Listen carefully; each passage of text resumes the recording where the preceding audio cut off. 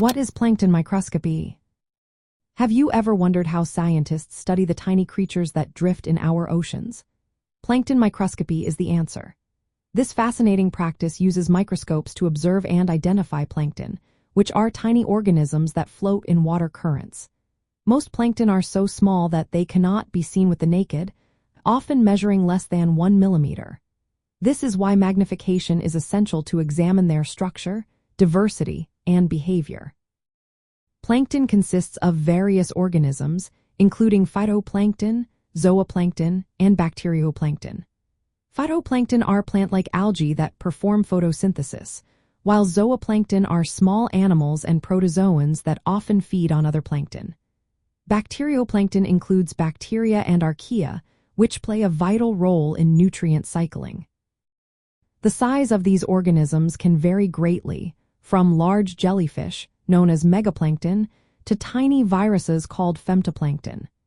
This diversity requires different types of microscopes and techniques to study them effectively. Marine biologists use plankton microscopy for several important reasons. First, they can identify species and understand their roles in the marine food web.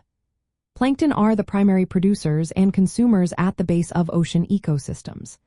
By examining their physical characteristics, such as shape and size, scientists can classify them into groups like diatoms, dinoflagellates, and copepods.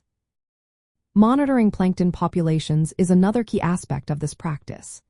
Changes in these communities can indicate shifts in water quality, temperature, and nutrient availability, helping scientists assess ocean health. Additionally, studying plankton behavior and interactions, including feeding and reproduction, provides valuable information about how these organisms respond to environmental changes.